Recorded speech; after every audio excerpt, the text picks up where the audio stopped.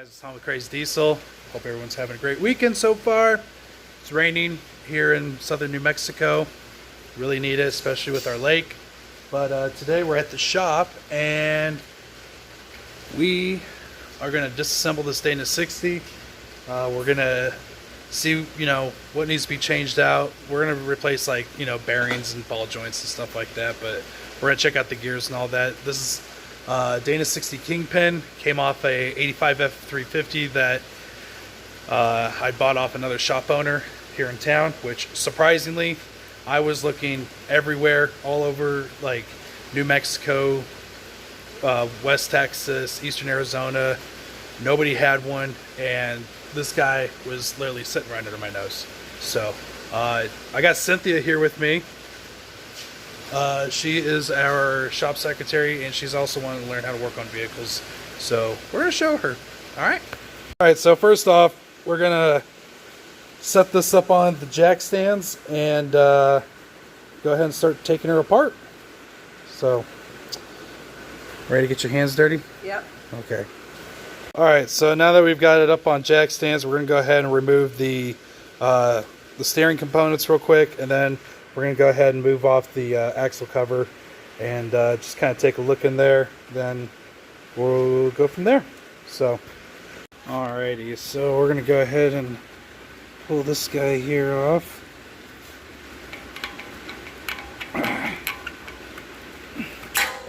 Now, if you got an older axle like this, I would definitely keep PB Blaster on hand. And then we're going to go ahead and take off this castle nut right here.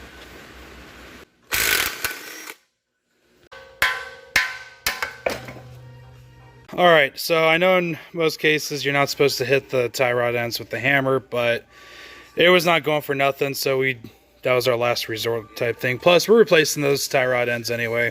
So now we're going to go ahead and pull off the axle cover, or yeah, the differential cover. I'm going to get all this shit off real quick too. So now that we got all the bolts off and everything, we're going to go ahead and stick the catch can under it, and then go ahead and pop off the cover and then just kind of tilt it over. So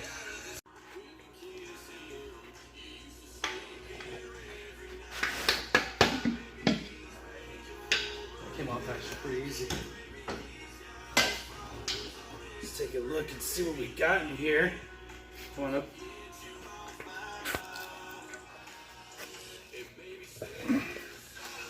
Alrighty.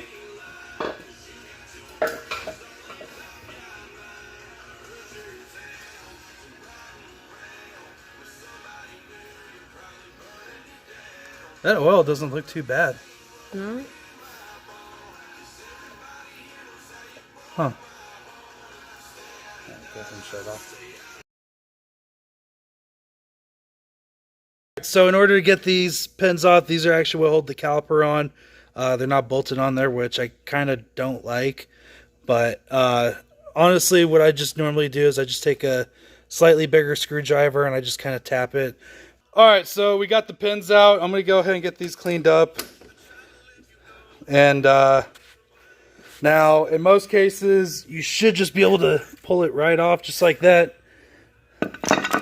So, the next thing we get to do is take apart the hub assembly, which is going to be a fun part. And you can't even take the rotor off unless you take this whole hub assembly off. To a lot of you guys that don't know. So, we're going to go ahead, pull all this stuff out of here, and hopefully this stuff comes out. I'm actually really surprised with how easy everything's coming out. Alrighty. And in case you're wondering, it is a 9/64 bit. So we're just going to be careful when you're doing this also. Because, yeah, you don't want these things to strip out on you. And my dumbass ended up stripping out this one. So what I ended up doing was just taking a Star Torx bit and just kind of hammering it in there and then just letting it grab. That's one thing you can do. So we'll go ahead and I'm actually going to go ahead and replace these locking hubs. So I'm going to hopefully find some black ones too. Okay, now we got that off. We're going to go ahead and take this screw out and then take the rest of everything else out. So you're going to have a snap ring right here that you're going to have to pull out. And then there's a nut in there also. Alright, so if you can see right there, there's a snap ring that you're going to have to take out also to pull this big guy out here. So I'm going to try to get it out. I'm not going to be able to do it on camera. Cynthia actually had to leave, so it's just me here now. So, but I'll show you the snap ring once I get it out. Alright, so there's that snap ring I was telling you about. There's a little bevel right there. And so now that I kind of got under it, it's really easy to get it out afterwards. You just, once you get part of it out of the hub, the rest is easy. So then, guys, take one of these out of the hub, or out of the locker hub right there. So, and then we'll just, it comes right out. And then we've got, alright, so next is you're going to have to get that spindle socket out. Okay, that's going to be a 2.5 inch 4-point axle nut socket. I got this one from O'Reilly's. That is the part number. Okay, obviously not for impact use, so use a hand tool. It's a 1/2 inch drive. So we'll go ahead and get that pulled out real quick. Alright. Go ahead and pull this guy off.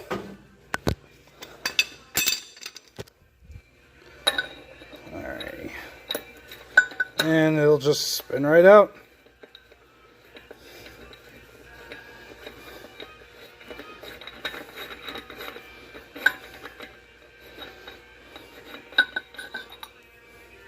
And there she is. Alrighty, and then you got this guy, which I just use a pick and just, you know, help me get him out real quick. Set him down. And oh, looks like there's another socket in there.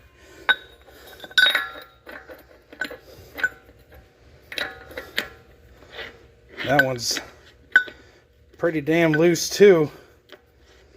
I'm not liking that. That was just hand tied on there.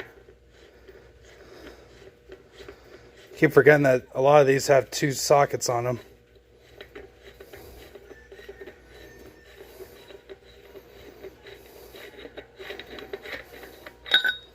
We got it off.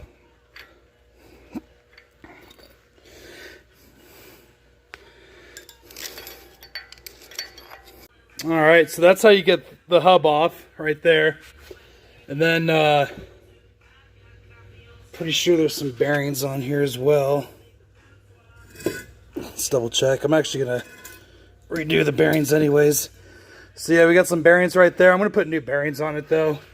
So our next thing, we're gonna go ahead and pull this off as well, and then we'll go ahead and pull the other side apart as well.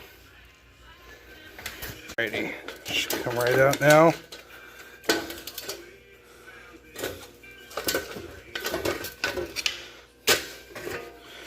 Play with it a little bit. Ow. Alright. Let's go ahead and pull that off. Now, should be able to just...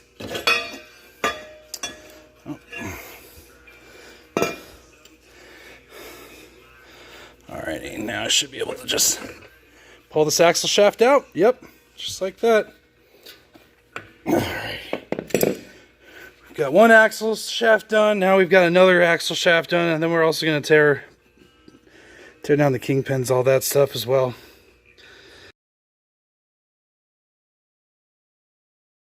So, if you look at the long side, right here, okay, this was actually supposed to be in there, right? This was actually so stuck, and I actually had to break some rules, you know, using an impact on that guy. This side was way tougher, so yeah, we are definitely replacing these locking hubs. But this was actually, stuck on there, and I had to basically take everything off that was behind it and just kind of squirm it around there, and then pound the fucking the rotor off of there. So yeah, I'm glad that we did this and then just, you know, throw it in there or whatever. So yeah, really glad we did that, because it was, I might actually end up replacing this axe or this shaft here. Yeah, looking at the shaft, yeah, we're gonna have to replace the shaft. So I'm gonna go ahead and find me a long shaft for this guy, and yeah, but we'll go ahead and get the rest of this off and pull the tube, or pull the shaft out, and then also we'll go ahead and pull the gears out. Then I think we'll go ahead and call it a day for today, and then tomorrow we'll clean up the axle. Alright, so I'm actually having some issues getting the carrier assembly out right there. So there is a trick to do it. You just got to be really careful, and I'll show you my setup real quick. So this is the setup I got. I got 2 rags. They're folded up, and then I got another rag here at the bottom. And then obviously I have the catch pan right here. So what's going to happen is I'm going to very gently pry this out, okay? And if it falls, it'll land on this, which is soft and plastic. So it's not going to hurt the ring gear or anything like that. So that's what we're going to do. Alright guys, so I'm actually going to go ahead and close this video out now. Unfortunately, I was unable to get the kingpins off right this second. I thought I had the socket for it. Come to find out, I don't. I know I bought one a few years back, but unfortunately, I think I might have loaned it out to somebody and just never got it back. So I already went ahead and ordered another one. With that being said, though, the next video on the Dana 60 is going to be removing the kingpins and then also getting it ready for powder coat. Then also next week's video is going to be going over the 24 valve, which we're going to be swapping some stuff, or swapping something out. Unfortunately, it's not going to be the transmission. I still need to do the transmission. I'm actually probably going to have to drive out to San Antonio, Texas for that, for the transmission. So if not, I'll probably just go ahead and rebuild it. So, but anyways, guys, if you guys like this video, please hit the like and subscribe button. Also, if you're not following me on Instagram, follow me on Instagram as well at craze_diesel. I will go ahead and drop it right down there. Guys, have a great week. Have fun and be safe. Out.